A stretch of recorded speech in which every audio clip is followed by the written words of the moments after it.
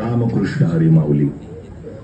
अखिल चंदनवाडी सार्वजनिक गणेशोत्सव मंडळातर्फे आलेल्या सर्व गणेश भक्तांचे हार्दिक स्वागत.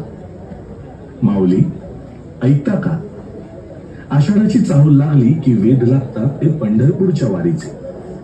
विठुरायाची सारी लेकरं टाळ मृदुंगाचा ताल धरत हरिनामाचा गजर करत एकत्र येतात आणि सुरू होते विठ्ठलाच्या भक्तीची वारी.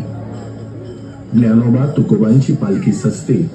दिंड्या पताका हाती घेऊन सारे वारकरी जणू वारीचा अभंग गात अखंड चालतात. वळणावळणाच्या दिवेघाटातून वारी पुढे सरत आहे. लाखो वारकऱ्यांना सोबत घेत सगळ्या संतांच्या पालख्यांचा सुरेख संगम घडतो आणि एका विलक्षण ब्रह्मनादाची अनुभूती होते. माऊलींच्या पालखीभोवती मानाच्या अश्वांचे रिंगण पार पडतं आणि ज्या मातीतून माऊलींचे अश्व रिंगण घालतात ती माती भाळी लावण्याची धडपड सुरू होते.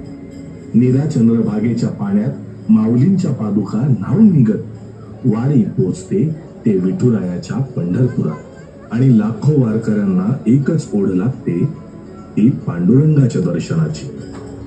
मंदिराच्या गाभाऱ्याजवळ येऊन हात आपोआप जोडले जातात. डोळ्यांच्या कडा ओलावतात. स्वर्ग सुखाची अनुभूती होते. युगे 28 विटेवर उभं राहून कर कटीवर ठेवून साऱ्या जगाचा संसार सांभाळणाऱ्या त्या सावळ्या विठुरायाचं दर्शन होतं आणि खऱ्या अर्थाने आनंदवारी पूर्ण होते. आज या चंदनवाडी नगरीत आपला विठुराया दोन गणपतीच्या रूपात आकार घेऊन इथे त्याच्या गाभाऱ्यात उभा आहे. माऊलींचा नामघोष करणारे वारकरी आणि गणपती बाप्पा मोरयाचा गजर करणारे आपण सारे एकच, कारण आपल्या भक्तीचा गाभारा समानच. म्हणून या आपल्या गणरायाला विठुरायाला मनोभावे साकडं घालूया. तुझ्या या साऱ्या लेकरांवर तुझी कृपा दृष्टी सदैव राहू दे. तुझ्या छायेखाली आम्हा साऱ्यांना अभय मिळू दे. बा देवा गजानना, बा देवा विठ्ठला, हा सारा घाट तुझ्या चरणी मांडलाय, त्याचा स्वीकार कर आणि आशीर्वाद दे.